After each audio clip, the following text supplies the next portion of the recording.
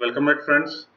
हम अपना working capital credit underwriting का जो टॉपिक डिस्कस कर रहे हैं उसके अंदर बेसिकली अब हमने प्रॉपर्टी एडजस्टमेंट और फाइनेंशियल एडजस्टमेंट के अंदर प्रॉपर्टी एडजस्टमेंट को ऑलरेडी कवर कर लिया है, जिसके अंदर मैंने आपको बताया था कि प्रॉपर्टी और फाइनेंशियल एडजस्टमेंट में जो एलिजिबिलिटी हमारी निकल के आएगी उनमें से लोअर जो होगी उसी को ही हम कंसिडर करेंगे अपनी फाइनल एलिजिबिलिटी लोन के लिए। प्रॉपर्टी एडजस्टमेंट के अंदर मैं डिटेल लेक्चर बना चुका हूँ और उनको मैंने अलग से करके अपने चैनल की प्लेलिस्ट के ऊपर एक प्रॉपर्टी एडजस्टमेंट हेडिंग बना के उसको अलग से डाल दिया हुआ है। अब जो फाइनेंशियल एडजस्टमेंट का हमने टॉपिक स्टार्ट किया हुआ था उसके अंदर हमने बेसिक्स से स्टैंडिंग अपनी अंडरस्टैंडिंग बना के अपना एमपीबीएफ नॉर्म्स को कवर किया था और अपने ड्राइंग पावर कैलकुलेशंस को कवर किया था। तो दोस्तों मैं वही चीज़ आपको रिपीट करना चाह रहा हूँ कि आपको अगर जब ये लेक्चर स्टार्ट करनी है, लेक्चर सुनने हैं, तो आप ये सीक्वेंस में सुनेंगे तो आपको बहुत ज़्यादा बेटर अंडरस्टैंडिंग रहेगी रेदर देन बीच बीच में कोई उठा के सुनने से। तो ड्राइंग पावर कैलकुलेशन से जब मैंने स्टार्ट करी थी तो उसके अंदर मैंने आपको समझाया था कि जो आउटस्टैंडिंग होती है उन लोन्स की कि जो डायरेक्टली अपना और इनडायरेक्टली स्टॉक डेटर्स और क्रेडिटर्स की फिगर्स को इम्पैक्ट करते हैं, तो उनकी आउटस्टैंडिंग को जो उनका लोन का जो अमाउंट स्टैंड कर रहा होता है उसको हमने लेस करना होता है अपनी ड्राइंग पावर की कैलकुलेशन से। तो उसी से मैंने आपको बेस बनाया था कि मैं अब आपको इसी चीज को पकड़ के अब मैं आपको डिफरेंट डिफरेंट तरह के उन वर्किंग कैपिटल प्रोडक्ट्स के बारे में बताऊंगा जो हमारी ड्राइंग पावर को इम्पैक्ट करते हैं। तो मैंने आपको बेस सेट कर दिया कि हम अब वर्किंग कैपिटल प्रोडक्ट डिस्कस करने जा रहे हैं। देखिए एक सीक्वेंस बनाने की कोशिश करी है मैंने। तो जो वर्किंग कैपिटल प्रोडक्ट से डिस्कस करना करना चाहते थे हम, उसके अंदर मैं आपको कैश क्रेडिट लिमिट के बारे में बता चुका हूँ, ओवरड्राफ्ट लिमिट के बारे में डिटेल बता चुका हूँ, ड्रॉप लाइन ओवरड्राफ्ट लिमिट के बारे में बता चुका हूँ, और मैं साथ में आपको working capital demand loan facility के बारे में मैं डिटेल में बता चुका हूँ। अब इन चार प्रोडक्ट्स के अलावा और भी मल्टीपल तरह के प्रोडक्ट्स हैं वर्किंग कैपिटल के अंदर, और जो उनमें से सबसे जो लोगों को कम समझ आते हैं और जो जो सबसे इंपॉर्टेंट और सबसे मजेदार प्रोडक्ट्स हैं वो है इंटरनेशनल ट्रेड के साथ रिलेटेड प्रोडक्ट्स। जो हम इंटरनेशनल ट्रेड चलता है, इंपोर्ट या एक्सपोर्ट चलता है, उसके अंदर जो बैंक है इंपोर्टर या एक्सपोर्टर को किस तरह से लोन की फैसिलिटीज के थ्रू उनको स्पेसिफिकली हेल्प करता है, उन प्रोडक्ट्स के बारे में हमने अब सीखना है। अब जो ये प्रोडक्ट आपको सीखने हैं उनमें से आते हैं जैसे लेटर ऑफ क्रेडिट प्रोडक्ट आता है, बायर्स क्रेडिट प्रोडक्ट आता है, पैकिंग क्रेडिट फैसिलिटी आती है, उसमें भी आगे काफी बाइफर्केशन होती है। Further foreign currency demand loan, foreign currency term loan, forward cover, इस तरह के प्रोडक्ट्स आते हैं। तो एक तो तरीका है कि मैं आपको डायरेक्टली स्टार्ट कर दूं कि ये भाई पैकिंग क्रेडिट लिमिट है, ये प्री शिपमेंट होती है, ये पोस्ट शिपमेंट होती है, और इस तरह से इसका वो जो है फाइनेंसिंग बैंक करता है, ये इस तरह से आरओआई चार्ज करता है, इस तरह से आरओआई डिटरमिन होता है। या तो एक तरीका ये है, अगर मैं ये तरीका बता भी दूं तो आप रट्टा तो मार लोगे इस चीज का कि हाँ भाई ये प्रोडक्ट होता है, इसका ये मीनिंग है, बट आपको इन डेप्थ कभी भी समझ में नहीं आएगा ये कि ये प्रोडक्ट एक्चुअल में होता क्या है, इसकी वर्किंग क्या होती है। आप कभी भी अपने केस की एडजस्टमेंट करेंगे जब क्लाइंट से फिजिकली क्लाइंट के प्रेमिसेस पे मिलने जाएंगे, अगर वो क्लाइंट इंपोर्ट और एक्सपोर्ट के बिजनेस में एसोसिएटेड है, उससे बातें करने बैठेंगे, उससे पर्सनल डिस्कशन करेंगे, पीडी करेंगे क्लाइंट के साथ, तो आप और क्लाइंट सेम पेज पे नहीं होगे। क्लाइंट आपको इंपोर्ट एक्सपोर्ट बिजनेस के बारे में कुछ समझा रहा होगा कि ये चीज होती है, ऐसे मूवमेंट होती है, ऐसे होता है, वैसे होता है, ये हमारा साइकिल रहता है, यहाँ पे काम रुकता है, वहां पे नहीं रुकता। तो आपको कभी भी उनकी बातें समझ में नहीं आएगी क्लाइंट की कि भाई वो बोल क्या रहा है, अगर आपको डिटेल में इंपोर्ट और एक्सपोर्ट के प्रोसीजर के बारे में आइडिया ही नहीं है। तो मेरा मोटिव ये है कि अगर आपको फॉरेक्स प्रोडक्ट्स समझने हैं जो बैंक ऑफर करता है, तो सबसे पहले आपको ये क्लियर होना चाहिए कि भाई जो इंपोर्ट और एक्सपोर्ट का बिजनेस है, जो इंटरनेशनल ट्रेड का बिजनेस है, वो किस तरह से रन होता है और वो किस तरह की चीजें उसमें इन्वॉल्व रहती हैं एक्सपोर्टर और इंपोर्टर के बीच में, कैसे कैसे उनका प्रोसीजर होता है। तो मेरा मोटिव है कि सबसे पहले आपको वो कंसेप्ट क्लियर कराना है। वो एक दो वीडियोस और लगाऊंगा और उसके बाद आपका ये दो वीडियोस मैं बना चुका हूँ इसके ऊपर ऑलरेडी, इंपोर्ट एक्सपोर्ट के ऊपर आज थर्ड वीडियो है, एक दो वीडियोस में भी और बनेगी और ये पूरी डिटेल कवरेज हो जाएगी आपकी। तो कल को आपको कभी भी परेशानी नहीं आएगी कि इंपोर्ट और एक्सपोर्ट के काम को समझने के लिए। तो जब आप ये वीडियोस कवर कर लेंगे फिर मैं आपको फॉरेक्स प्रोडक्ट्स जो समझाऊंगा और आपको बिल्कुल इजीली आपके टिप्स के ऊपर आपको बैठ जाएंगे कि हाँ भाई ये प्रोडक्ट्स क्यों दिए हैं बैंक ने और किस तरह से ये वर्क करते हैं। तो जो मैंने इस चीज में आपको कवरेज करवाई है अभी तक, जो मैं कवरेज करवा चुका हूँ, उसके अंदर देखिए प्रेजेंट में इंपोर्ट और एक्सपोर्ट प्रोसीजर सबको समझा रहा हूँ, इंपोर्ट और एक्सपोर्ट प्रोसीजर के बारे में। और जो मोटिव है वो मैंने आपको बता दिया कि फॉरेक्स लोन प्रोडक्ट्स के बारे में समझाना। ये बेस मैंने कहाँ से बनाया, ड्राइंग पावर कैलकुलेशन से। कौन कौन से प्रोडक्ट मैं ऑलरेडी सिखा चुका हूँ पिछले लेक्चर्स में, अगर आपने नहीं देखे हैं तो प्लीज पिछले लेक्चर्स जाके देखिए। Cash credit, overdraft, drop line overdraft, working capital demand loan, इन सारे प्रोडक्ट्स के बारे में मैं समझा चुका हूँ। जो इंपोर्ट और एक्सपोर्ट का प्रोसीजर है उसके अंदर मैं क्या कवरेज आपको दे चुका हूँ। उसके अंदर मैं आपको अलग अलग तरह की एक्सपोर्ट बेनिफिट्स जो एक्सपोर्टर्स को अवेलेबल है सरकार की तरफ से, इनको समझा चुका हूँ। देखिए ये भी आपकी अंडरस्टैंडिंग बनाने के लिए बड़ा जरूरी है। आप जब केस की एसेसमेंट कर रहे होते हैं, बैंकिंग या financial profit and loss account देख रहे होते हैं, तो अक्सर इन चीज़ों के बारे में पढ़ते होंगे या क्लाइंट आपको बताता होगा कि ये बेनिफिट मेरे को लेने हैं, तो आपको इनके बारे में अंडरस्टैंडिंग होनी चाहिए। तो मैंने आपको MEIS स्कीम जो बंद हो चुकी है उसके बारे में बताया, RODTEP स्कीम के बारे में बताया, LUT बेनिफिट के बारे में बताया, और भी काफ़ी जो ड्यूटी ड्रॉबैक है, इंटरेस्ट इक्वलेशन स्कीम है, इस तरह की स्कीम्स मैंने एक्सपोर्टर्स को जो मिलती हैं वो आपको सारी समझाई हैं। शिपिंग बिल के बारे में मैं बहुत ज़्यादा डिटेल कवरेज कर चुका हूँ। शिपिंग बिल के बारे में मैंने आपको बताया कि तो 3 तरह का पार्ट होता है शिपिंग बिल के अंदर। एक तो ओरिजिनल शिपिंग बिल जो हमने इशू किया है, डुप्लीकेट कॉपी जो आती है, जो बेसिकली निकलती है लेट एक्सपोर्ट ऑर्डर इशू होने के बाद। थर्ड कॉपी जो export promotion copy of shipping bill जिसको बोला जाता है, वो निकलती है एक्सपोर्ट जनरल मैनिफेस्ट के बाद। ये मैंने लास्ट लेक्चर में डिटेल में कवर किया कि लेट एक्सपोर्ट ऑर्डर और एक्सपोर्ट जनरल मैनिफेस्ट क्या होता है। साथ में मैं आपको बहुत ही इंपॉर्टेंट डॉक्यूमेंट जो बिल ऑफ लीडिंग के बारे में, बिल ऑफ लीडिंग के बारे में ऑलरेडी कवरेज कर चुका हूँ कि ये कौन सा प्रोडक्ट होता है, इसका क्या मीनिंग होता है बिल ऑफ लीडिंग के बारे में। साथ ही में मैं आपको CHA का क्या रोल होता है, कस्टम हाउस एजेंट का, ICD और ड्राई पोर्ट्स क्या होते हैं, इन चीज़ों के बारे में भी आपको समझा चुका हूँ। देखिए ICD और ड्राई पोर्ट्स का आपको वैसे क्रेडिट अंडरराइटिंग में कोई लेना देना नहीं है, बट समझाने के लिए जरूरी है, क्योंकि कल को आप क्लाइंट के पास बैठते हैं, बात करते हैं, तो वो आपसे ICD की बात करने लग जाता है कि मैंने अपना माल ICD भेजा, ICD भेजा। अब आप उससे बैठ के पूछेंगे कि सर ICD क्या होता है, तो ये अच्छा थोड़ी लगता है कस्टमर के आगे इस तरह से पूछना। वो तो सोचेगा ही कि आपको हर तरह की नॉलेज है, वो तो प्रिज्यूम करके चलेगा ना इस चीज़ के बारे में। तो ICD और ड्राई पोर्ट्स के बारे में आपको बता चुका हूँ। बिल ऑफ लीडिंग जो बहुत ही इंपॉर्टेंट डॉक्यूमेंट है उसके बारे में आपको बता चुका हूँ। और साथ ही में मैंने लास्ट लेक्चर के जो क्लोज एंड में, पिछले लेक्चर एंड में जो एक्सपोर्ट प्रोसीजर है, जो एक्सपोर्ट प्रोसीजर है उसके बारे में काफ़ी अच्छे से आपको कवरेज करके दिखाई थी कि एक्सपोर्ट कैसे वर्क करता है, किस तरह से स्टेप बाय स्टेप एक्सपोर्ट चल रहा है। उस तरह की चीज़ की मैंने आपको लास्ट लेक्चर में कवरेज ऑलरेडी करवा दी है। तो ये चीज़ हम ऑलरेडी कवर कर चुके हैं। तो आज का जो हमारा टॉपिक है, आज का जो हमारा टॉपिक है वो किस चीज़ के साथ रिलेटेड है? आज का जो हमारा टॉपिक है वो रिलेटेड है इस चीज़ के कि कौन कौन से डॉक्यूमेंट्स हैं जो एक्सपोर्टर इंपोर्टर को सेंड करता है। देखिए दोबारा देखिए, कौन कौन से वो डॉक्यूमेंट्स हैं जो एक्सपोर्टर इंपोर्टर को सेट बना के भेजता है। मैंने आपको बताया था ना कि एक्सपोर्टर जो होता है वो इंपोर्टर को कोरियर करता है डॉक्यूमेंट्स, बाय वो फेडेक्स या जैसे भी कंपनीज होती हैं उनके थ्रू आपको कोरियर किया जाता है, या DHL कंपनी है उसके थ्रू कोरियर किया जाता है। तो वो जो कोरियर डॉक्यूमेंट्स का होता है उसमें एक्सपोर्टर इंपोर्टर को यूजली क्या क्या लगा के भेजता है, तो वो आज हम उन डॉक्यूमेंट्स के बारे में डिस्कस करेंगे। और जो जो डॉक्यूमेंट्स आपको नहीं समझ आएंगे उनके बारे में डिटेल में हम नेक्स्ट वीडियो भी बनाएंगे, और इस वीडियो में भी उनकी डिटेल समझाएंगे, उनका मीनिंग क्या होता है और वो कैसे वर्क करते हैं और क्यों दिए जाते हैं वो डॉक्यूमेंट्स। तो मैंने आपको कुछ डॉक्यूमेंट्स की एग्जांपल दी है, जैसे इनवॉइस। इनवॉइस तो आप समझते ही हैं कि बिल को बोलते हैं। जो बिल होता है आपका, जैसे हम दुकान से माल लेने जाते हैं तो हमें बिल मिलता है ना, तो इनवॉइस बिल बोलते हैं। पैकिंग लिस्ट एक इशू होती है। बिल ऑफ लीडिंग, देखिए मैंने आपको पहले कवर करा दिया था कि बिल ऑफ लीडिंग क्या होता है। मैंने आपको बिल ऑफ लीडिंग की इंपॉर्टेंस भी पिछले से पिछले लेक्चर में कवर करवा दी थी कि बिल ऑफ लीडिंग अगर आपके इंपोर्टर के पास ओरिजिनल में नहीं होएगा, तो कल को जब शिप USA या अमेरिका जहां पे भी अपने माल भेजा है, अमेरिका में जब शिप पहुंचेगी तो वहां पे वो माल को छुड़वा नहीं पाएगा, वो शिप के ऊपर ही अटका रह जाएगा अगर उसके पास बिल ऑफ लीडिंग नहीं पहुंचा। Bill of leading document of title है, उसके पास पहुंचना जरूरी है। मैरीन इंश्योरेंस, मैरीन इंश्योरेंस की कॉपी जब आपने इंडिया से अमेरिका को माल सेंड किया, बाय शिप भेजा आपने जब माल, तो जो रास्ते में, जब रास्ते में शिप जा रही है, रास्ते में शिप जा रही है तो उसको डिस्ट्रॉय होने का खतरा तो है ही ना, तो उसका जो इंश्योरेंस करवाना होता है, तो कई बार बायर और जो इंपोर्टर और एक्सपोर्टर है वो सेटल कर लेते हैं कि इस चीज़ को एक्सपोर्टर करवा के देगा इंश्योरेंस को। अगर एक्सपोर्टर ने इंश्योरेंस इस तरह से करवा के दिया है तो इंश्योरेंस की कॉपी जो है एक्सपोर्टर इसके इसके अंदर वो लगा देगा। सर्टिफिकेट ऑफ ओरिजिन के बारे में मैं आज आपको बताऊंगा कि सर्टिफिकेट ऑफ ओरिजिन क्या होता है। क्वालिटी सर्टिफिकेट, क्वालिटी सर्टिफिकेट के बारे में भी आपको बताऊंगा। फ्यूमिगेशन सर्टिफिकेट के बारे में आपको बताऊंगा। बिल ऑफ एक्सचेंज के बारे में बताऊंगा। LC, देखिए LC तो लेटर ऑफ क्रेडिट होती है ना, लेटर ऑफ क्रेडिट। LC के बारे में आपको मैं ऑलरेडी ये चीज समझा चुका हूँ कि मैं फॉरेक्स प्रोडक्ट जब कवर करूंगा तो उसमें नेचुरली मैं LC प्रोडक्ट को कवर करूंगा। LC प्रोडक्ट जो है, एक LC जो पेज होता है 3-4 पेजेस का जो डॉक्यूमेंट होता है LC, उसके बारे में मैं आपको डिटेल में प्रोडक्ट में समझाऊंगा। इसको आज कवरेज नहीं करूंगा मैं LC को।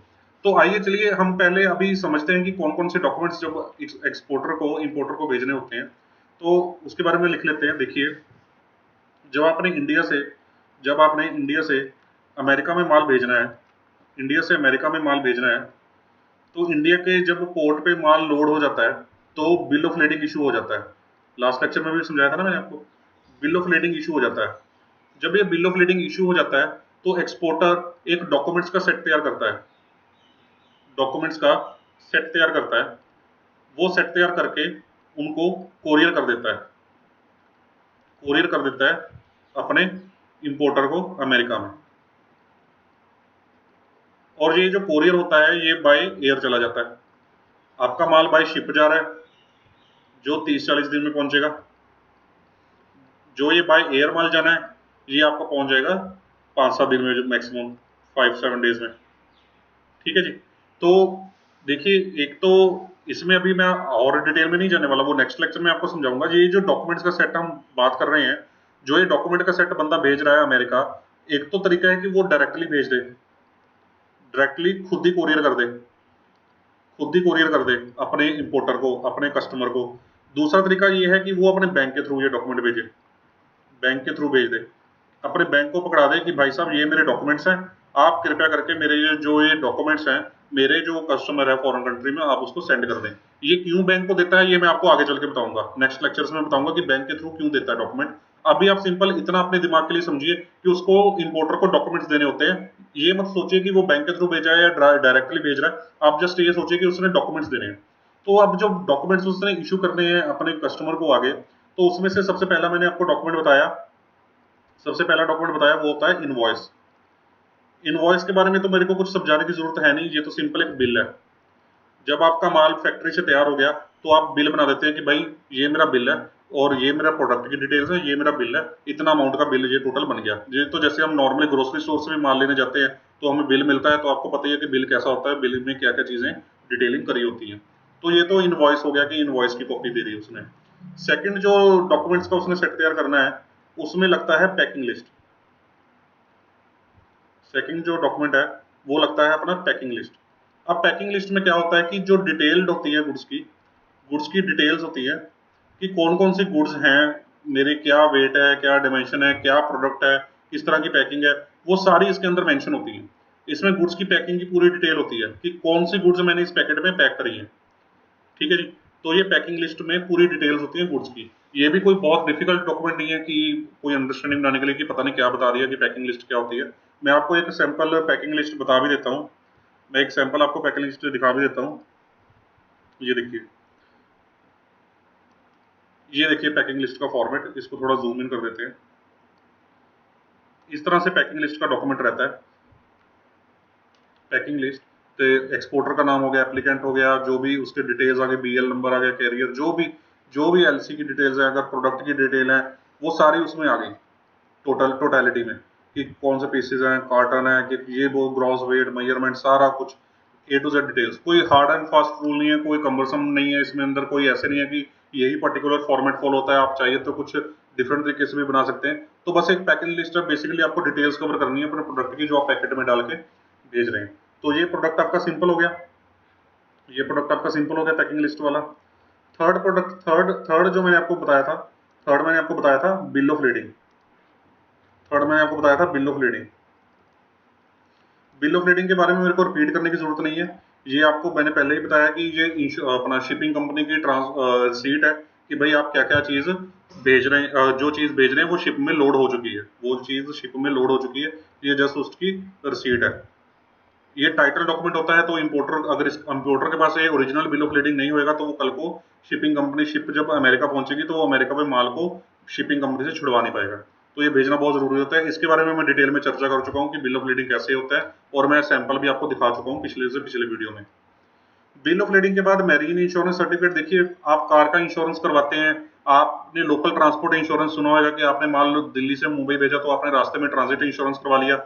उसी तरह से जब माल इंडिया से अमेरिका गया और रास्ते में शिप जा रही है तो कहीं डिस्ट्रॉय ना हो जाए, तो मैरीन इंश्योरेंस की आपने इंश्योरेंस करा लिया। मैरीन मतलब जो समुद्र में रास्ते में जो जा रहा है उसका इंश्योरेंस करवा लिया, उसको मैरीन इंश्योरेंस बोल देते हैं। और उसकी कॉपी आप इसमें साथ अटैच कर सकते हैं, मैरीन इंश्योरेंस की कॉपी। और जो नॉर्मल आपने इंश्योरेंस देखा है तो उस तरह से इंश्योरेंस की कॉपी इसकी भी होती है। तो इसके अंदर भी कोई बहुत ज्यादा समझाने वाला टॉपिक नहीं है। इंश्योरेंस कॉपी बहुत ज्यादा समझाने वाला डॉक्यूमेंट ये नहीं है, इंश्योरेंस कॉपी आपने लगा दी।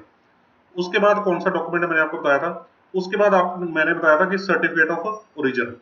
देखिए, सर्टिफिकेट ऑफ ओरिजिन के बारे में थोड़ा सा जान लेते हैं कि ये सर्टिफिकेट ऑफ ओरिजिन क्या चीज होती है। Certificate of origin, certificate of origin.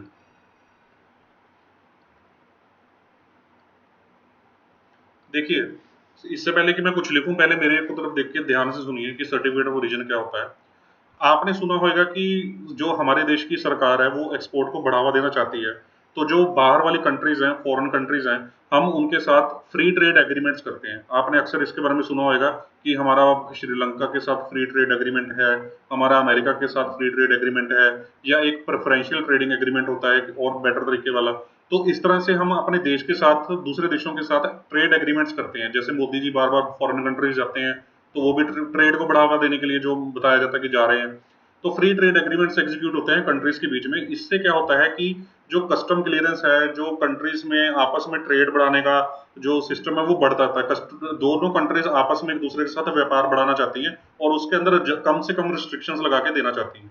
For example, अगर हमारा इंडिया का अमेरिका के साथ फ्री ट्रेड एग्रीमेंट है, अगर मान लीजिए हमारा अमेरिका के साथ फ्री ट्रेड एग्रीमेंट है अमेरिका के साथ, ठीक है जी, तो उसका क्या बेनिफिट है।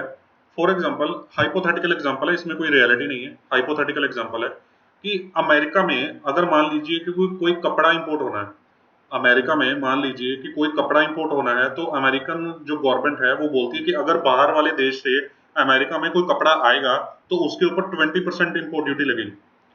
बात ध्यान से सुनिए, अगर बाहर से अमेरिका में कोई कपड़ा आएगा तो उसके अंदर 20% इंपोर्ट ड्यूटी लगेगी, ये अमेरिकन गवर्नमेंट बोलती है। फॉर एग्जाम्पल, हाइपोथेटिकल एग्जाम्पल है। अब साथ में ये प्रोविजन आ जाती है कि पर इसमें एक सब्जेक्टिविटी है कि अगर कपड़ा इंडिया से आया जिसके साथ हमारा फ्री ट्रेड एग्रीमेंट है तो 10% इंपोर्ट ड्यूटी लगेगी। समझ रहे हैं आप?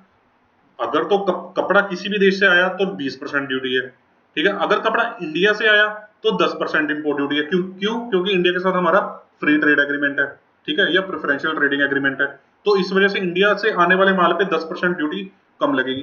तो अब सवाल ये पैदा होता है कि जब अमेरिका में माल पहुंचेगा तो अमेरिका जो कस्टम डिपार्टमेंट है, तो जब वो इंपोर्ट ड्यूटी लगाएगा तो वो पूछेगा कि हमें कैसे पता कि भाई ये माल इंडिया से आया है या इंडिया से मैन्युफैक्चर होके आया है ये माल, हमें क्या पता।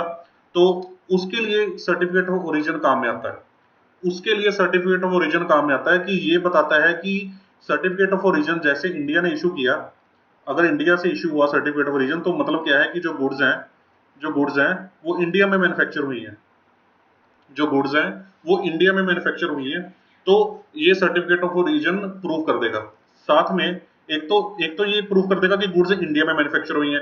तो इसका बेनिफिट क्या होगा, जैसे मैंने आपको एग्जांपल समझाई, सर्टिफिकेट ऑफ ओरिजिन आपके डॉक्यूमेंट्स में लगा हुआ है, आप अपने अमेरिका में आपके इंपोर्टर आपने अपने इंपोर्टर को सर्टिफिकेट ऑफ ओरिजिन कोरियर कर दिया, साथ में बाकी सेट ऑफ डॉक्यूमेंट्स के साथ वो अपने कस्टम डिपार्टमेंट को दिखाएगा कि भाई ये सर्टिफिकेट ऑफ ओरिजिन देखिए इंडिया से माल आया हुआ है। तो कस्टम डिपार्टमेंट को कस्टम क्लियरेंस करनी बहुत फास्ट और ईजी हो जाएगी, उनके लिए प्रूफ हो जाएगा कि इंडिया से माल आया और इसके ऊपर 10% ड्यूटी लगनी है, जिसके साथ हमारा फ्री ट्रेड एग्रीमेंट है। समझ गए आप इस बात को? तो गुड्स मैन्युफैक्चरिंग का जो प्रूफ है वो हो जाता है, और जो फ्री ट्रेड एग्रीमेंट्स में कस्टम क्लियरेंस में हेल्प हो जाती है अपने को, ठीक है जी। एक तो ये बेनिफिट हो गया। दूसरा बेनिफिट इसका ये है कि जो सर्टिफिकेट ऑफ ओरिजिन है वो इशू कौन करता है, वो हमारी सरकार इशू करती है, सरकारी एजेंसी इशू करती है। या जैसे इसको एक्सपोर्ट प्रमोशन काउंसिल्स जो होती हैं, एक्सपोर्ट प्रमोशन काउंसिल्स, ये इशू कर देती हैं। फर्दर इसको चैम्बर ऑफ कॉमर्स भी इशू करते हैं, चैम्बर ऑफ कॉमर्स भी इशू कर देते हैं, राइट। तो क्योंकि एक अथॉरिटी से इशू हुआ है ये डॉक्यूमेंट, तो इसका मतलब क्या है कि जो एक एक तो ये प्रूफ इसका ये हो गया, ये बेनिफिट हो गया जो मैंने बेनिफिट आपको समझाए। एक इसका बेनिफिट हो गया कि गुड्स गुड्स जो हैं इंडिया से लीगली एक्सपोर्ट हुई हैं, लीगली एक्सपोर्ट हुई हैं। ये बेनिफिट भी तो हो गया ना इसका, कि जो गुड्स का एक्सपोर्ट किया गया है इंडिया से वो लीगली किया गया है एक्सपोर्ट। उस क्योंकि गवर्नमेंट ने जब इशू किया है सर्टिफिकेट, तो इसके अंदर कोई इलीगैलिटी नहीं है, तो ये लीगली एक्सपोर्ट किया गया है इंडिया से गुड्स को। तो इस तरह से इसका सर्टिफिकेट ऑफ ओरिजिन का बेनिफिट होता है।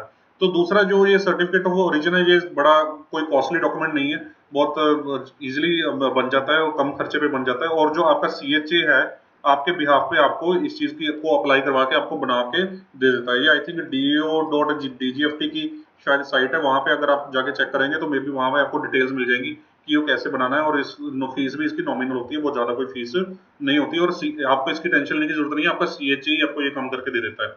वो एडिशनल चार्जेस लेगा, आपको ये काम करके दे देगा। तो इस तरह से ये सर्टिफिकेट ऑफ ओरिजिन है। और दूसरी बात, ये certificate of origin mandatory document नहीं है। हाँ, पर अगर जैसे फ्री ट्रेड एग्रीमेंट्स हैं या प्रेफरेंशियल ट्रेडिंग एग्रीमेंट्स हैं किसी कंट्री के साथ, तो वहां पे सर्टिफिकेट ऑफ ओरिजिन आपका जो इंपोर्टर है वो आपसे मांगेगा कि भाई साहब, एक्सपोर्टर जी, एक्सपोर्टर महोदय, आप मेरे को सर्टिफिकेट ऑफ ओरिजिन लगा के भेजिएगा, मेरे को कस्टम क्लियरेंस करवानी आसान हो जाएगी। या अदरवाइज अगर उसको ये इस चीज का प्रूफ चाहिए कि जो भी गुड्स हैं वो इंडिया से लीगली एक्सपोर्ट हुई हैं, तो उसकी वजह से भी वो आपसे मांग सकता है कि भाई मेरे को सर्टिफिकेट ऑफ ओरिजिन आप दे दीजिए। तो मैं अब आपको एक सैंपल दिखाता हूँ। अब मैं आपको एक सैंपल दिखाता हूँ सर्टिफिकेट ऑफ ओरिजिन का। ये देखिए, थोड़ा जूम इन करता हूँ। ये इंडिया का सर्टिफिकेट ऑफ ओरिजिन नहीं है, ये मलेशिया का है सर्टिफिकेट ऑफ ओरिजिन। जस्ट एक समझाने के लिए आपको एग्जांपल है कि सर्टिफिकेट ऑफ ओरिजिन कैसे होता है। ये सारी डिटेल्स देखिए, आप पॉज करके देख सकते हैं। इस तरह से ये इशू होता है। ये पैकिंग की डिटेल्स है, प्रोडक्ट की डिटेल्स है, किसने इशू किया, एक्सपोर्टर, सर्टिफिकेशन, गवर्नमेंट के द्वारा साइंड, मतलब अथॉरिटी किसने साइन किया है, मतलब ये सारी डिटेल्स देखिए इसके अंदर रहती हैं इस तरह से। तो ये एक सर्टिफिकेट ऑफ ओरिजिन का फॉर्मेट है आपके समझने के लिए। ऐसे ही इंडिया में भी इशू करता है चैम्बर ऑफ कॉमर्स या एक्सपोर्ट प्रमोशन काउंसिल्स जो है इंडिया की, वो भी इसी तरह से सर्टिफिकेट ऑफ ओरिजिन को इनिशिएट करती हैं, उसको इशू करती हैं। तो अगर आपके इंपोर्टर ने आपसे मांगा है सर्टिफिकेट ऑफ ओरिजिन, तो आप उसको इशू करवा के बड़ी आसानी से ये प्रोवाइड कर सकते हैं। तो इसके बाद अपना कौन सा डॉक्यूमेंट आता है? इसके बाद कौन सा डॉक्यूमेंट आता है? सर्टिफिकेट ऑफ ओरिजिन हो गया। Quality certificate. देखिए, क्वालिटी सर्टिफिकेट में कोई ऐसा समझाने वाला नहीं है। क्वालिटी सर्टिफिकेट, क्वालिटी सर्टिफिकेट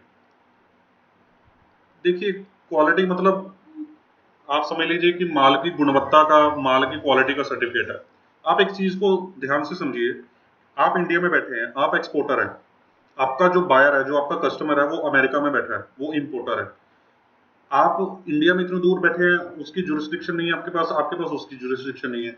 वो उसने आपको पेमेंट करनी है, आपने उसको माल भेजना है। तो भाई, वो अगर आपको पेमेंट कर रहा है तो उसको ये भी तो इंश्योर करना चाहिए ना कि आप उससे कोई धोखाधड़ी ना करें, कि आप उससे कोई धोखाधड़ी ना करें, आप जो उसको माल भेज रहे हैं वो सही गुणवत्ता का, सही क्वालिटी का हो। ठीक है। तो कई बार क्या होता है कि जो इंपोर्टर्स होते हैं वो आपसे क्वालिटी सर्टिफिकेट मांग लेते हैं कि भाई आप अपनी किसी गवर्नमेंट एजेंसी से, किसी भी गवर्नमेंट के साथ लिंक्ड जो एजेंसी है, गवर्नमेंट रिप्यूटेड एजेंसी जो है, उससे आप अपने माल की गुणवत्ता का, इंस्पेक्शन का प्रूफ लेके दीजिए। ये सिंपल, जैसे हम अपना ब्लड टेस्ट करवा के आते हैं तो ब्लड टेस्ट की रिपोर्ट इशू हो जाती है ना अपने लेबोरेटरी से कि आप ये आपकी रिपोर्ट है ब्लड टेस्ट की। उसी तरह से ये जो प्रोडक्ट्स होते हैं इनकी इंस्पेक्शन लैब्स होती हैं, इंस्पेक्शन लैब्स होती हैं। आप इंस्पेक्शन लैब्स के पास जाइए, उनको अपना प्रोडक्ट दिखाइए, वो प्रोडक्ट्स को आपको, आपके प्रोडक्ट्स को चेक करेंगे और उसकी एक रिपोर्ट निकाल के दे देंगे, जैसे आपकी ब्लड की रिपोर्ट होती है। ठीक है। तो उसके अंदर जैसे कई बार ऐसे रिस्ट्रिक्शंस भी होती हैं, जैसे फॉर एग्जांपल अमेरिका में है, तो उन्होंने मान लो कोई कपड़ा मंगाया, तो मान लो उन्होंने कहा अमेरिका वालों ने कि भाई जो कपड़ा आप हमारे देश में यूज करेंगे, अमेरिका में जो कपड़ा यूज करना है लोगों को, उस कपड़े में इस केमिकल की मात्रा इससे ज्यादा नहीं होनी चाहिए। फॉर एग्जांपल उन्होंने ऐसा कुछ कंडीशन लगा दी। तो अगर आप मान लीजिए कोई इस तरह का प्रोडक्ट आप एक्सपोर्ट कर रहे हैं अमेरिका में, और आपका जो केमिकल की मात्रा है वहां के जो रूल्स एंड रेगुलेशन से ज्यादा है, ठीक है, उनके रूल्स एंड रेगुलेशंस में फिट नहीं है, तो आपका माल वहां के कस्टम में ही रिजेक्ट हो जाएगा और वापस आ जाएगा। तो क्वालिटी सर्टिफिकेट से ये बेनिफिट रहता है कि अगर इशू हुआ है तो आपके माल की जो जांच है वो पूरी हो जाती है, आपको खुद को भी पता रहता है कि भाई क्या क्या चीजें हैं, और आपके जो इंपोर्टर है सामने वाला उसको भी लगा होएगा, तो उसको भी इस चीज को समझने में बड़ी आसानी रहेगी। तो इस तरह से क्वालिटी सर्टिफिकेट बड़े काम में आता है। तो इसको भी इशू करवाना कोई झंझट वाला काम नहीं है, इसका मीनिंग समझना जरूरी था। तो ये इस वजह से क्वालिटी सर्टिफिकेट लगा दिया जाता है, जो एक डॉक्यूमेंट्स का सेट तैयार करता है एक्सपोर्टर इंपोर्टर को भेजने के लिए। उसके बाद अपना कौन सा डॉक्यूमेंट आता है? क्वालिटी सर्टिफिकेट कवर कर दिया। Fumigation certificate, fumigation certificate, fumigation certificate देखिए, फ्यूमिगेशन सर्टिफिकेट भी कोई मैंडेटरी डॉक्यूमेंट नहीं होता। ये भी कोई मैंडेटरी डॉक्यूमेंट नहीं होता, मैंडेटरी नहीं होता फ्यूमिगेशन सर्टिफिकेट। बट हाँ, जब आपने जब आपने माल कोई अपना एक्सपोर्ट किया, जिसमें जो पैकिंग है, जो पैकिंग है वो वुडन के साथ रिलेटेड पैकिंग है, वुडन की साथ पैकिंग की हुई है, या जो आपका प्रोडक्ट है वो वुडन के साथ रिलेटेड है, तो कल को आपने देखा है कि जो वुड होती है, वो वुड में नॉर्मली पैरासाइट्स लग जाते हैं, जिसके अंदर हम टर्माइट्स, मतलब दीमक वगैरह बोलते हैं जिनको, या और भी कई तरह के पैरासाइट्स हैं, इस तरह के जानवर उसमें पैदा हो जाते हैं पैकिंग के अंदर। तो इस तरह से अगर आप माल भेजेंगे, रास्ते में 30-40 दिन पहुंचने में लग गए, कोई ह्यूमिडिटी की वजह से या किसी भी वजह से उसमें पैरासाइट्स आ गए या कोई दीमक वगैरह लग गए, तो मान लो अमेरिका में पहुंचा तो वो वही भाई भाई आपके माल को बोलेंगे ये तो मतलब ऐसे खराब चीजें अपने हमारी कंट्री में भेज रहा है इंडिया वाला, तो इस तरह से वो भेजेगा। तो जब इस तरह से जब चीजें होती हैं तो उनका ना फ्यूमिगेशन करवाना जरूरी होता है। फ्यूमिगेशन क्या होता है? सिंपल फ्यूमिगेशन आप समझ लीजिए कि जैसे आप उस चीज की ना वो कीटनाशक दवाइयां होती हैं, जैसे हम पेस्टिसाइड्स बोलते हैं, उनका छिड़काव करना, उस तरह से छिड़काव होता है वो कंटेनर के अंदर, गुड्स के अंदर, कि ताकि वो कल को उनके ऊपर पैरासाइट्स ना लगे, वो खराब ना हो, उनके ऊपर दीमक वगैरह या कुछ इस तरह की चीजें ना लगे, तो वो फ्यूमिगेशन हो जाती हैं। आप फ्यूमिगेशन करके सर्च करेंगे तो आपको पता लग जाएगा कि जैसे वो मशीन के साथ धुआं सा नहीं निकल रहा हो तो वो छिड़काव करते हैं, उस तरह से वो छिड़काव किया जाता है। ये अलग अलग तरीके हो जाते हैं प्रोडक्ट वाइज फ्यूमिगेशन करने के। तो फ्यूमिगेशन सर्टिफिकेट अलग अलग एजेंसियां इशू कर देती हैं। अपने इंडिया में भी बहुत सारी एजेंसीज इशू करती हैं फ्यूमिगेशन सर्टिफिकेट। तो मैं आपको दिखा भी देता हूँ एक फ्यूमिगेशन सर्टिफिकेट का फॉर्मेट। ये देखिए, मैं जूम करके दिखाता हूँ। ये देखिए, ये थोड़ा सा आपको ब्लर दिखेगा। देखिए, कैपिटल पेस्ट कंट्रोल इंडिया, ये एक एजेंसी है जो फ्यूमिगेशन करती है और फ्यूमिगेशन सर्टिफिकेट इशू करती है। और ये सारा उसने डिटेल बनाई हुई है आपके अंदर की गुड्स की, कब की है, फ्यूमिगेशन कैसे की है, जो भी मतलब आप डिटेल्स, मतलब आपको बेसिक आइडिया होना चाहिए कि इस तरह के अच्छा ये भी डॉक्यूमेंट उसके अंदर लगता है जो हम भेजते हैं। ठीक है, तो ये फ्यूमिगेशन सर्टिफिकेट होता है। ये भी बहुत नॉमिनल चार्जेस में आपको मिल जाता है, तो इसमें भी कोई ज़्यादा दिक्कत वाली बात नहीं है फ्यूमिगेशन सर्टिफिकेट। तो जो अब हमारा नेक्स्ट नेक्स्ट क्या आता है, देखिए इसके बारे में हमने डिस्कस कर लिया, फ्यूमिगेशन सर्टिफिकेट के बारे में। एलसी के बारे में आपको बोल चुका हूँ कि एलसी के बारे में मैं आपको एक दो लेक्चर छोड़ के बताऊंगा जब मैं आपको प्रोडक्ट्स कवर कर रहा हूँ। जब मैं आपको प्रोडक्ट्स कवर करूंगा तो उसके अंदर ही मैं एलसी प्रोडक्ट साथ में कवर कर दूंगा। तो बस जब एलसी प्रोडक्ट कवर होगा तो आपको साथ में पता लग जाएगा कि एलसी की कॉपी साथ में अटैच करनी है। ठीक है, तो अब समझाता हूँ बिल ऑफ एक्सचेंज के बारे में। बिल ऑफ एक्सचेंज के बारे में नई स्लाइड पे करते हैं इसको डिस्कस। बिल ऑफ एक्सचेंज,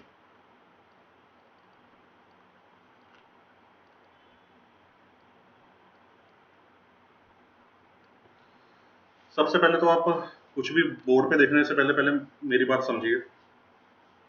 जब मैं आपको नेक्स्ट लेक्चर करवाऊंगा, नेक्स्ट लेक्चर में आपको मैं समझाना चाहूंगा कि एक्सपोर्टर और इंपोर्टर्स के बीच में पेमेंट टर्म्स किस तरह से रहती हैं और किस तरह से पेमेंट्स आती जाती हैं।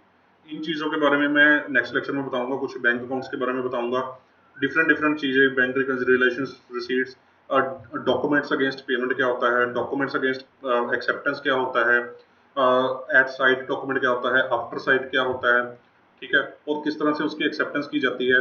इन चीज़ों के बारे में, आपको पेमेंट टर्म्स के बारे में बेसिकली जो कोर आइडिया है मेरा नेक्स्ट लेक्चर का, वो है पेमेंट टर्म्स के बारे में। और उस चीज़ के बारे में आप यकीन मानिए कि 5-5 साल 7-7 साल क्रेडिट अंडरराइटिंग में लगाने के बावजूद भी क्रेडिट मैनेजर्स को इस चीज़ के बारे में डिटेल्ड क्रेडिट क्लैरिटी कभी भी नहीं होती। वो सिर्फ हवा में बातें, आधे से ज़्यादा जितना उनको 50-30-40% समझ लगा होता है उसके बेसिस पे बातें कर रहे होते हैं, उनको कभी भी पूरी पिक्चर नहीं क्लैरिटी होती। तो बिल ऑफ एक्सचेंज जो है वेरी इंपॉर्टेंट डॉक्यूमेंट है और बहुत बड़ा बेस है उन चीज़ों को आगे समझने के लिए। तो आपको इस चीज़ के बारे में ध्यान से समझना है कि बिल ऑफ एक्सचेंज होता क्या है। देखिए, बिल ऑफ एक्सचेंज कोई हार्ड एंड फास्ट रूल नहीं है, कोई बहुत बड़ा दिक्कत वाला डॉक्यूमेंट नहीं है, या आप इसके नाम को समझ के घबराइएगा मत कि पता नहीं क्या बता दिया। बिल ऑफ एक्सचेंज क्या है? नेगोशिएबल इंस्ट्रूमेंट एक्ट है। नेगोशिएबल इंस्ट्रूमेंट एक्ट है अपने इंडिया का, उसके अंदर बिल ऑफ एक्सचेंज डिफाइंड है। उसके अंदर बिल ऑफ एक्सचेंज की डेफिनेशन गिवन है। ये एक लीगल डॉक्यूमेंट है बिल ऑफ एक्सचेंज, ये एक लीगल डॉक्यूमेंट है। ठीक है जी। तो बिल ऑफ एक्सचेंज क्या है? देखिए, माल आपने एक्सपोर्ट किया, आप एक्सपोर्टर हो, जो सामने वाला बंदा है वो कौन है? इंपोर्टर है। बिल ऑफ एक्सचेंज क्या है? ये एक ऑर्डर है। ये एक ऑर्डर है। किसका, कौन ऑर्डर कर रहा है? एक्सपोर्टर इंपोर्टर को ऑर्डर दे रहा है। एक्सपोर्टर इंपोर्टर को ऑर्डर दे रहा है। देखिए, ऑर्डर दे रहा है उसको, मतलब हक से बोल रहा है। ऑर्डर का मतलब हक से बोल रहा है उसको। क्या ऑर्डर दे रहा है? किस चीज का ऑर्डर दे रहा है? टू पे। एक्सपोर्टर इंपोर्टर को ऑर्डर कर रहा है कि भाई आप पेमेंट कीजिए, पेमेंट कीजिए at specific time date as decided by them. देखिए, उसके अंदर जो पेमेंट्स होती हैं वो स्पेसिफिक डेट और टाइम को मेंशन की जाती हैं। स्पेसिफिक डेट एंड टाइम मतलब कि उसके अंदर कोई वो बोगस कोई चीज़ मेंशन नहीं होती। आप मेन मोटिव समझिए बिल ऑफ एक्सचेंज का, उसके अंदर क्लियर कट थॉट मेंशन होती है कि आप जो डॉक्यूमेंट आपने जो पेमेंट करनी है, फॉर एग्जांपल जिस दिन आप बिल ऑफ एक्सचेंज को साइन करेंगे, मान लीजिए मैं एक्सपोर्टर हूँ, मैंने अमेरिका माल भेजा, मैंने बिल ऑफ एक्सचेंज बना दिया, उसके अंदर अपनी सिग्नेचर कर दिए, बिल ऑफ एक्सचेंज को अपने बाकी सेट ऑफ डॉक्यूमेंट्स के साथ अटैच किया और अटैच करके कोरियर कर दिया इंपोर्टर को बोल दिया कि आप बिल ऑफ एक्सचेंज साइन करिए। जिस दिन आप साइन करेंगे उससे जिस दिन साइन करेंगे उस दिन की डेट डालिए, उस दिन से 60 दिन के भीतर आपको पेमेंट करनी है। तो आपकी ड्यू डेट एक फाइनल हो जाएगी ना, एक ड्यू डेट डिसाइड हो जाएगी। या आप ये भी लिख सकते हैं कि जिस दिन आप साइन करेंगे उसी दिन आप पेमेंट कीजिए, इस तरह से भी आप लिख सकते हैं। या आप ये लिख सकते हैं कि जो बिल ऑफ लेडिंग है, जिस दिन वो बिल ऑफ लेडिंग इशू हुआ, जो बिल ऑफ लेडिंग की इशुएंस डेट है, उस इशुएंस डेट के 60 दिन के भीतर भीतर आप पेमेंट कीजिए, कुछ भी। या आप इनवॉइस डेट के 60 दिन के भीतर भीतर मुझे पेमेंट कीजिए। कुछ भी टर्म्स एंड कंडीशंस जो आप डिसाइड कर रहे हैं आपस में, वो आप अपने म्यूचुअली डिसाइड कर सकते हैं। और जो डिसाइड आप कर रहे हैं ना, वो चीज कॉन्क्रीट होनी चाहिए। वो चीज कॉन्क्रीट होनी चाहिए, यानी कि जो आप पेमेंट टर्म्स डिसाइड कर रहे हैं आपस में, जो आप पेमेंट टर्म्स आपस में डिसाइड कर रहे हैं, वो कॉन्क्रीट होनी चाहिए। वो कॉन्क्रीट होनी चाहिए यहाँ पे। ठीक है। जो अमाउंट ऑफ मनी है वो सर्टेन होनी चाहिए। जो अमाउंट ऑफ मनी आप लोग आपस में डिसाइड कर रहे हैं कि भाई कितनी पेमेंट करनी है, पेमेंट कितनी करनी है, वो अमाउंट आपकी सर्टेन होनी चाहिए। वो बोगस नहीं होनी चाहिए। आप ऐसा नहीं लिख सकते कि भाई उस दिन को जितनी वैल्यू होएगी उसमें से ये देख के, ऐसे नहीं। Fix amount, simple certain amount होनी चाहिए कि ये अमाउंट हम आपको पे करनी है। आप देखिए उसको ऑर्डर कर रहे हैं, ऑर्डर कर रहे हैं पेमेंट करने के लिए कि भाई, ऑर्डर कर रहे हैं पेमेंट करने के लिए स्पेसिफिक टाइम में या स्पेसिफिक डेट में सर्टेन अमाउंट को, कि भाई आपको ये पेमेंट करनी है। किसको पेमेंट करनी है? To order. ठीक है। जिसको आप ऑर्डर करेंगे उसको पेमेंट करनी है। आप बोलेंगे कि मेरे बैंक को पेमेंट करो, तो वो बैंक को पेमेंट करेगा। आप बोलेंगे कि फॉरेन में मेरा कोई रिश्तेदार है मिस्टर सी, उसको पेमेंट करो, तो वो उसको पेमेंट करेगा। आप बोलेंगे कि मेरे अकाउंट में डायरेक्टली डालो, तो आप वो आपको करेगा। तो मतलब इस तरह से, तो मतलब जो बिल ऑफ एक्सचेंज होता है उसके अंदर आप हुक्म दे रहे हैं, आप उसके अंदर उसको वो कर रहे हैं, अपने हक से हुक्म दे रहे हैं कि भाई आप पेमेंट कीजिए, पेमेंट इस अमाउंट की कीजिए, सर्टेन अमाउंट ऑफ मनी की आप पेमेंट कीजिए, इस टाइम पे कीजिए, इस दिन कीजिए, इस दिन कीजिए। वो दिन आपको डिसाइड करना है कि कब करवानी है पेमेंट। और आप इनको पेमेंट कीजिए या मुझे पेमेंट कीजिए, वो भी आप डिसाइड करेंगे। वो बिल ऑफ एक्सचेंज में उसको लिख के देंगे कि आप किसको पेमेंट करनी है और किसको नहीं करनी। ठीक है। तो वो बिल ऑफ एक्सचेंज होता है सिंपल, और उसको वो इंपोर्टर साइन करता है जब उसके पास डॉक्यूमेंट पहुंच जाते हैं। तो कोई बहुत हार्ड एंड फास्ट या कोई डिफिकल्ट रूल नहीं है, या कोई बहुत कंबरसम चीज नहीं है बिल ऑफ एक्सचेंज। बड़ी ही सिंपल चीज है और समझनी बहुत ही ज्यादा आसान है। तो इसके बारे में कभी भी कंफ्यूज नहीं होना। मैं आपको एक सैंपल बिल ऑफ एक्सचेंज की कॉपी भी यहाँ पे दिखा रहा हूँ। ये देखिए, ये है सैंपल बिल ऑफ एक्सचेंज की कॉपी। देखिए, बस इसको ड्राफ्ट में बोला जाता है बिल ऑफ एक्सचेंज को ना। ये देखिए, बस इतना सा डॉक्यूमेंट होता है, सिर्फ इतना सा डॉक्यूमेंट होता है। इसके अंदर कोई भी कंफ्यूजन करने की जरूरत नहीं है, कुछ भी दिमाग ज्यादा सोचने की जरूरत नहीं कि भाई पता नहीं क्या डॉक्यूमेंट है। बस इतना सा ही डॉक्यूमेंट होता है और नॉर्मली इसी तरह का फॉर्मेट फॉलो होता है। ठीक है। अब ये देखिए, यहाँ पे एक्सपोर्टर ने या जो भी उसकी बैंकिंग है अमाउंट डिसाइड कर दी। ठीक है। उन्होंने लिख दिया एट साइट। अब ये देखिए, मैंने आपको बताया था ना कि पेमेंट टर्म्स होती है एट साइट, आफ्टर साइट, कुछ भी। तो वो मैं आपको नेक्स्ट लेक्चर में सारी पेमेंट टर्म्स क्लियर करूंगा कि कैसे होती है। तो एट साइट मतलब, एट साइट का मतलब होता है कि जैसे ही आपको बिल ऑफ एक्सचेंज मिला, जिस दिन आपने देखा bill of exchange. At sight का मतलब, साइट का मतलब क्या, देखा। एट मतलब जिस दिन आपने देखा उसी दिन पेमेंट करनी है आपको। At sight please pay this draft to the order of ourselves और the sum of one order 1000 euro. जो देखिए अमाउंट उसने फिक्स कर दी है, वो उसने टाइम डेट फिक्स कर दी कि जिस दिन आपने देखा उसी दिन देखते सारे आपको पेमेंट करनी है। ठीक है। तो ये आपका बिल ऑफ एक्सचेंज हो गया। ये बिल ऑफ एक्सचेंज देखिए लेटर ऑफ क्रेडिट के अंदर ड्राफ्टेड है। तो लेटर ऑफ क्रेडिट के बारे में मैंने आपको अभी नहीं समझाया है, तो आपको उसके बारे में मैं नेक्स्ट लेक्चर्स में, एक दो लेक्चर्स के बाद समझाना शुरू करूंगा कि लेटर ऑफ क्रेडिट्स क्या होती है। तो आपको आई होप इस आज का लेक्चर अच्छा लगा होगा, आपको समझ में आया होगा कि एक्सपोर्टर जो है इंपोर्टर को कौन कौन से डॉक्यूमेंट्स भेजता है। इस तरह के बेसिक डॉक्यूमेंट्स इन्वॉल्व रहते हैं उस सब के अंदर, ट्रेड के अंदर। तो इन सब का मैंने आपको मीनिंग क्लियर करवाया कि क्या क्या डॉक्यूमेंट रहते हैं। तो आई होप ये सारे आपको कॉन्सेप्ट्स क्लियर हो गए होंगे। सिर्फ एलसी वाला मैंने आपको क्लियर नहीं कराया document, bill of exchange clear करा दिया, फ्यूमिगेशन सर्टिफिकेट अगर आपने कभी देखने का मौका मिला ये क्लियर करवा दिया, सर्टिफिकेट और रीजन जो था वो आपको क्लियर करवाया, क्वालिटी सर्टिफिकेट के बारे में मीनिंग समझाया, तो बिल ऑफ एंड लेडिंग समझाई, जो पैकिंग लिस्ट इनवॉइस, ये सारी चीजें मैंने आपको क्लियर करवाई। तो इस तरह से एक्सपोर्ट और इंपोर्ट का प्रोसेस रहता है और उसके अंदर ये सारी डॉक्यूमेंटेशन इन्वॉल्व होती है। नेक्स्ट लेक्चर्स में मैंने आपको बताया कि पेमेंट्स टर्म्स के बारे में बताऊंगा और साथ में कुछ आपको इनको टर्म्स यानी कि एफओबी वैल्यू, सीएएफ वैल्यू, उसके बारे में भी क्लियर करवाऊंगा। तो आप प्लीज इन लेक्चर्स को सीक्वेंस में सुनिए। मेरे जो चैनल है इसको सब्सक्राइब कीजिए, इसको लोगों के साथ शेयर कीजिए ताकि मैक्सिमम से मैक्सिमम लोग इन चीज़ों का बेनिफिट उठा सके। आप ही की तरह अपने दोस्तों को इसके बारे में बताइए, तो मेरे को भी इससे मोटिवेशन मिलेगा आगे और काम करने का और आपको कंटेंट देने का। जो भी मैंने अपनी प्रैक्टिकल लाइफ में सीखा है वही प्रैक्टिकल लाइफ में आपके सामने रख रहा हूँ, ताकि आपको कभी भी ये परेशानी ना आए कि क्योंकि आप कॉर्पोरेट सेक्टर में जॉब करते हैं या कहीं भी जॉब करते हैं तो आपको ये चीज़ें डिटेल में बताने वाला या प्रैक्टिकली बताने वाले बंदे बहुत कम मिलते हैं। अगर मैं तो अपनी ज़िंदगी में बहुत लकी था कि जब मैंने करियर की स्टार्ट की तो मेरे को मेंटर्स इतने अच्छे मिले कि मेरे को ये सब कुछ सीखने को मिल गया अपने करियर के अंदर। बट हर कोई मेरी तरह लकी नहीं होता, तो मेरा मोटिव यही है कि हर एक बंदे को सीखने का मौका मिले, हर एक बंदा अपने करियर में एक्सेल करे। तो आप प्लीज़ इस चीज़ को समझे और आप आगे भी लोगों को खुद भी इस चीज़ को शेयर करके लोगों को हेल्प कीजिए। तो बाकी अब मैं आपसे नेक्स्ट लेक्चर में मिलूंगा। Thank you.